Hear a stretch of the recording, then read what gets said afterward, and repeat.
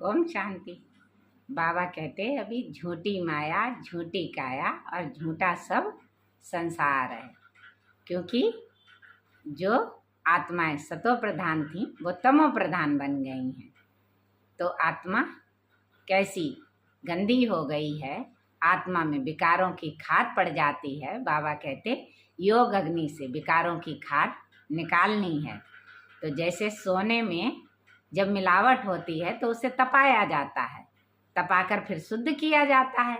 ऐसे योग बल बाबा कहते हो तो विकारों की कट उतर जाए।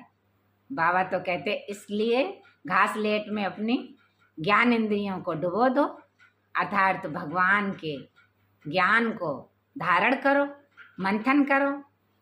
तो इसी बात पर बाबा कहते हैं अगर सफ़ेद वस्त्र होता है तो कोई भी दाग लग जाता है तो हम कितना खराब लगता है, तो हम उसे छुड़ाने की कितनी कोशिश करते हैं। ऐसे ही आत्मा पर विकारों के कट चढ़ जाती है तो उसे छुड़ाने के लिए परमात्मा को आने पड़ता है। बाबा तो कहते हैं कि देवी देवता धर्म वाले ही कितने श्रेष्ठ थे।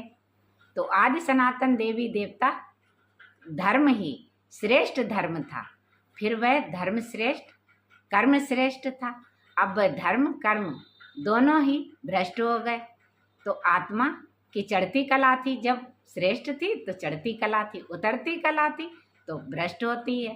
तो धीरे धीरे आत्मा जो सतो प्रधान थी वह तमो प्रधान बन जाती है। बाप हमें सतो प्रधान बनाते हैं और हमें हिस्ट्री ज्योग्राफी की नॉलेज देते हैं और हमें अपने धर्म की पहचान से अवगत कराते हैं। हमें अपने आदि सनातन देवी देवता धर्म का कितना मान है। तो इसके लिए ही भारत में कितने उत्पाद होते हैं कि हम सनातनी हैं। अब पूरा अर्थ तो कोई जानते नहीं है। बाबा कहते सबके तीर तो कोई भी बातें पता नहीं चलती। प्राइम मिनिस्टर तीर सारी बातें सारी नॉलेज हो जाए तो वो भी कहने लगे कि हाँ इनका धर्म था, असली धर्म था, ये हैं।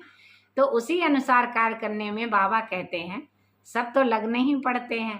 कोई कोई को ये कार्य बहुत अच्छा लगता है कि भगवान की सर्विस में दिन रात लगे रहें। क्योंकि भरतनाट्यम से बर्थ पाउंड बनने से, भरतनाट्यम कौड़ी जैसी हमारी क्या थी बुद्धि, अब हीरे जैसी बनी है। तो अब हीरे जैसी बुद्धि को कितनी पावन स्वच्छ पवित्र भगवान बनाता है, जिससे हम सतयुग में पहुंच जाते हैं। सतयुग था देवी देवताओं का राज्य था, वहाँ कोई भी अकाले मृत्यु नहीं थी, वहाँ पर धर्म श्रेष्ठ था, कर्म श्रेष्ठ